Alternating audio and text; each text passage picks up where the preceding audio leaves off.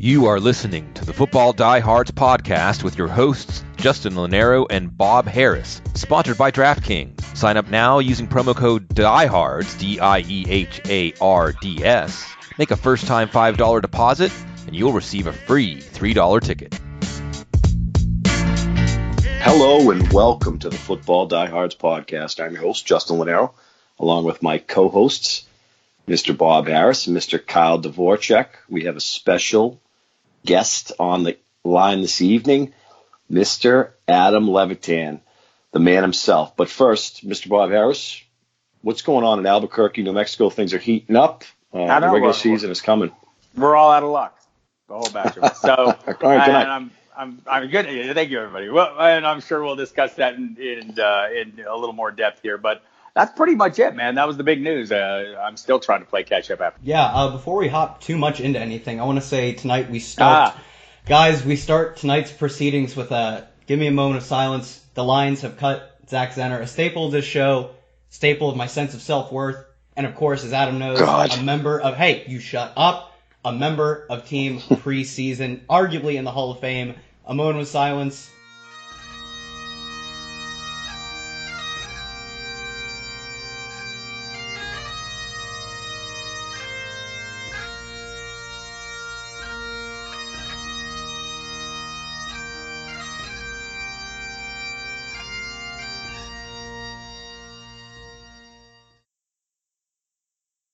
Adam, how are you taking the news? Yeah, it's shocking, actually. Even the Lions beat reporters were shocked that they let him go.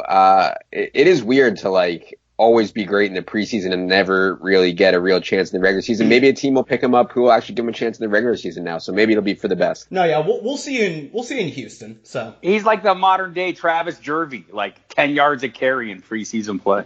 All right, so let's hop into what I'll call the second most shocking news of the offseason, our sudden retirement of Andrew Luck. He joins Team Smell the Roses, actually enjoying his life, not fighting through all these injuries, going to travel with his wife.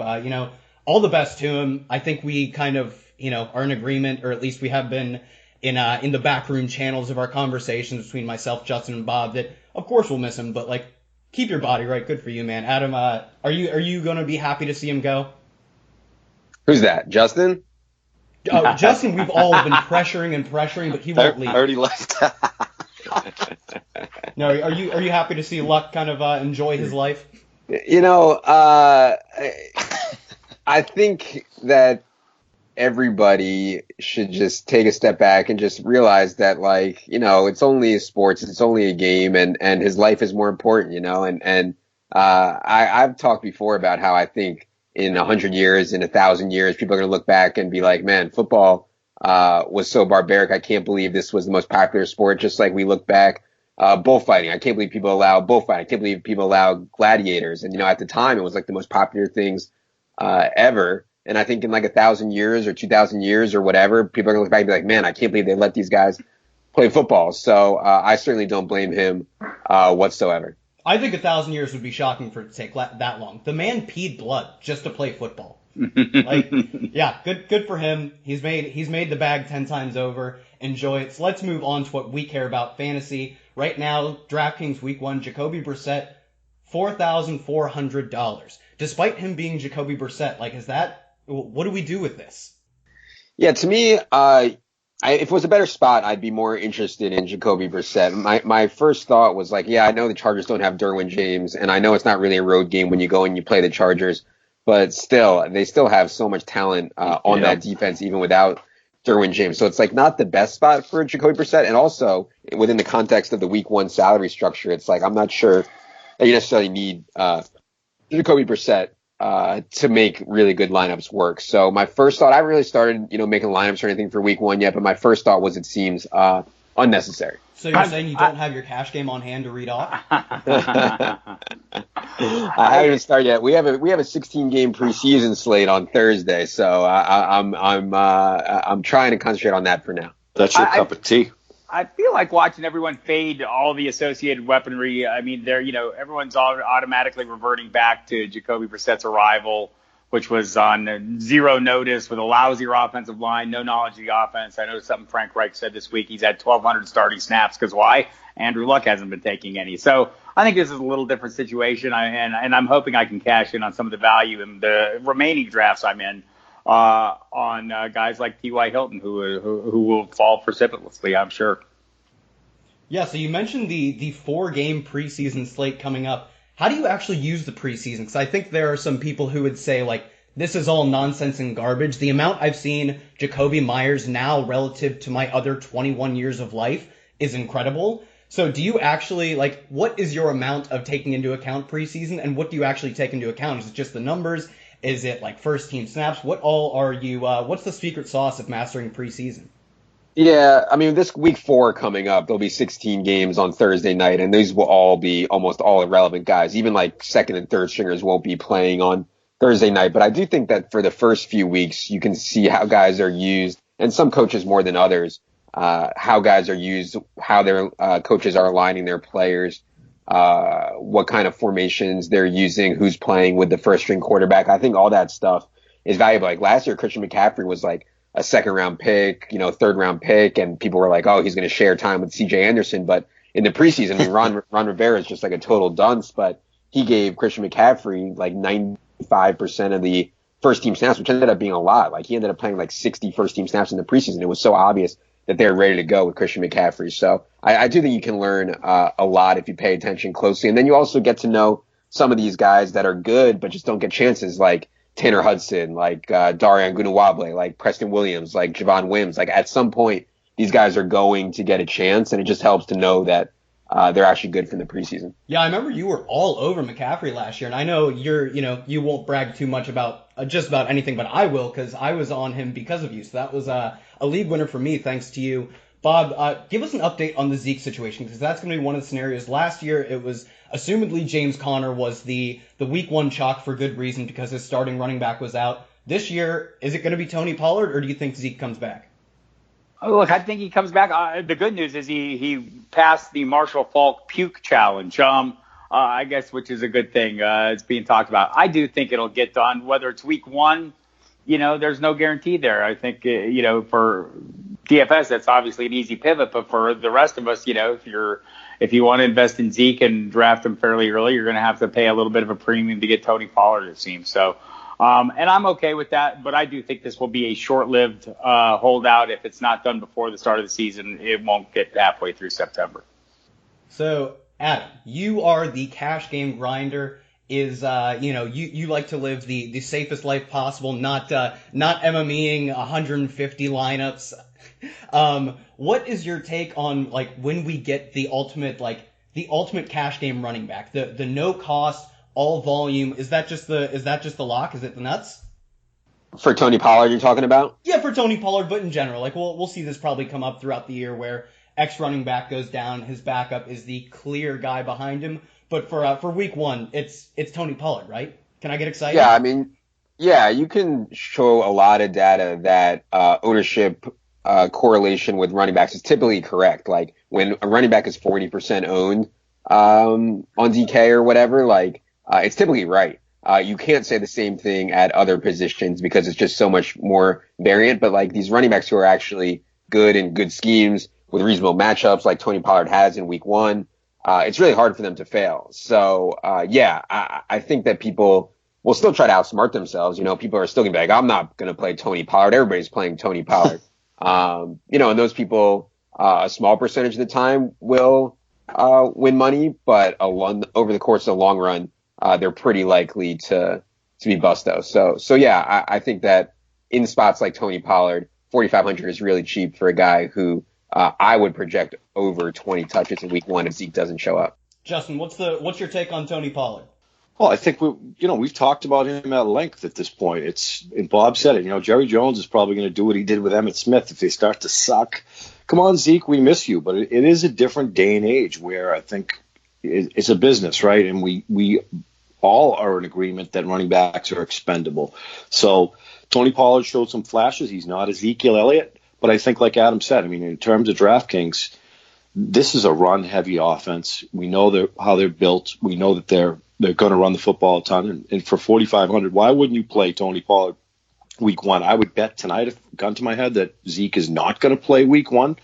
So you're going to hop all over. I think, like Adam said, and I've heard him say it before. I mean, there's no reason to get cute here and kind of fade Pollard, because at his price tag and 20 touches, you'd be foolish. That being said, when we look at the week 1 slate, it's like a buffet. I've mentioned this to you, Kyle. I mean, when you're looking at some of these guys that aren't that much more expensive in good spots, like the Mark Ingrams at Miami, 5,100, he's going to get the ball 20, 25 times. So it's not, you don't have to, you said, unnecessary as far as Jacoby Brissett.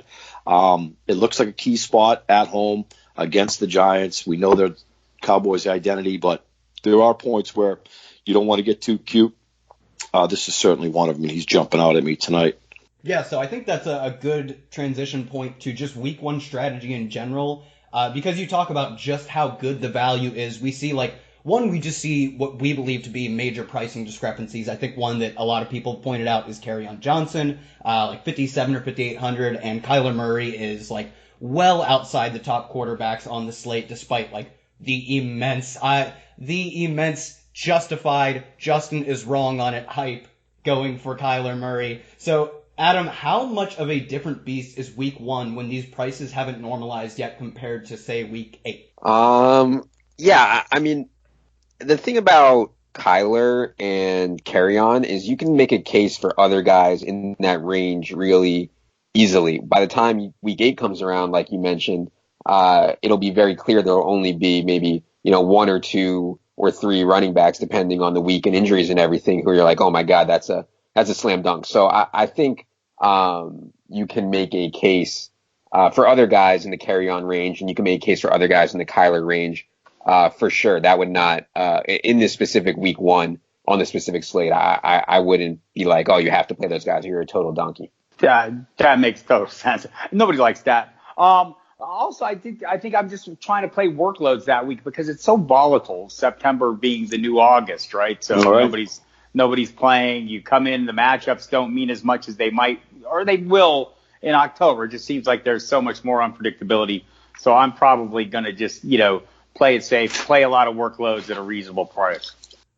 So I want to talk about, one, establish the run. Adam, you may have heard of it because I believe it is yours. And the preseason, because I believe you guys have crushed the preseason, and I only know that because I've been following you guys in the preseason closely.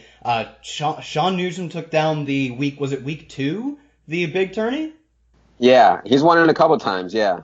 Yeah, that's, with how much, weird variance you think you would get being that consistently good is impressive. So I want to talk about the team preseason Mount Rushmore. We talk about players like Zach Zenner, who despite being the GOAT in preseason, never seemed to make it in the NFL. Who are your 4 Mount Rushmore candidates for team preseason? They don't have to be actually good players, but they are the preseason nuts. Yeah, of course. Okay. I'd have to think about this for a long time, so I'm going to go with my unofficial rankings here off the top of my head. Sure, I agree with you. Progress. I agree with you on Zach Zenner. I think Joe Webb did this preseason just adds to the continued kind of success. He's the Frank Gore of preseason, where just every year in and out, he's just grinding them out. Exactly. I think Rashad Ross did not do anything in this preseason, but there was a stretch for 3 years when Rashad Ross was on the Redskins. He was just absolutely dominant in the preseason. I would have him up there, and let me think about another guy.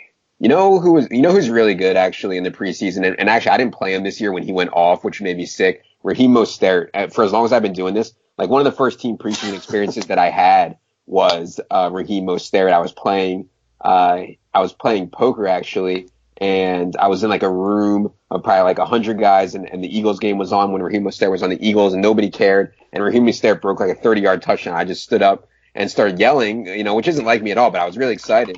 And then everybody's like, what's wrong with you? I was cheering for the preseason game. So anyways, Raheem Mostert would definitely be on there. That even if I went and reviewed everything, I think Raheem Mostert would still be on there.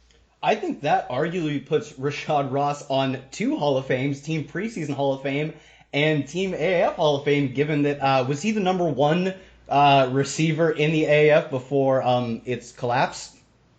Yeah, Rashad Ross or Charles Johnson. They were 1 and 2. I want to say it was Ross, but yeah, Ross on the hot shots. That offense, it'll be missed. Let's just leave it at that. R.I.P. So I want to get you out of here on this. give me the bold take for 2019. What are you willing to lay your flag into? What am I willing to lay my flag into? I'm not one for hot takes. How about this? I'll go with this because I think this is actually realistic. I think there's a chance, like within I don't know, 5 out of 100 or 4 out of 100 or something, a better chance than most people give it for that Leonard Fournette actually finishes as the number 1 overall running back this year. And we're there. And he could, he could crash and burn easily. Injuries are a problem because of the way he plays physically. I think, mentally he's been unstable to the point where he got suspended by the team. But with his head on right, and if Jacksonville can play well somehow, and I think the Andrew Luck situation kind of helps their chances of playing well. 2 games against Jacoby Brissett is better than 2 games against Andrew Luck. So with all that in mind, and Leonard Fournette, with TJ Yeldon gone, with his backup being Alfred Blue, not a pass catcher, I think Leonard Fournette has an actual chance to literally play every snap of a game. 100% agree with this take. Yeah. So yeah, given that and given his talent and given his pass catching ability, I think that he has a chance to really smash this year, and we'll see. He also has a chance to totally crash and burn, but that's why it's gambling, Justin, I heard you either get stabbed or sort of reach some emotional climax. Is this excitement? No. Do you agree, or? I agree. When I landed him on a bunch of best ball teams round 4 a few months ago. I mean, it just seems crazy. You're going to hammer that every time, even round 3.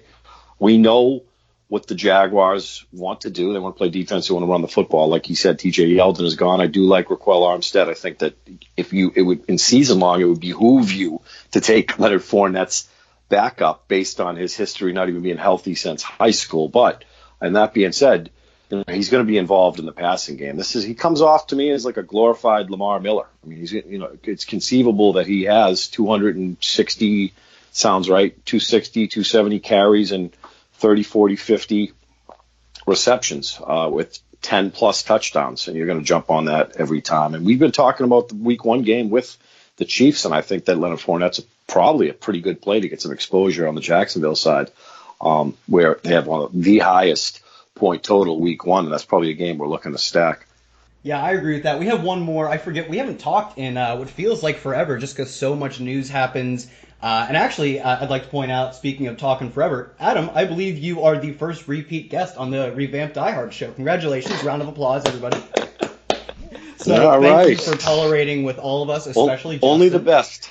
But only for the best. Our repeat guest, can you please do me a favor? And is it Duke Johnson's year? I think if you're around analytics Twitter enough, you really love Duke Johnson. Is it finally time for Duke Johnson? Lamar Miller tore his ACL, will not be playing this year.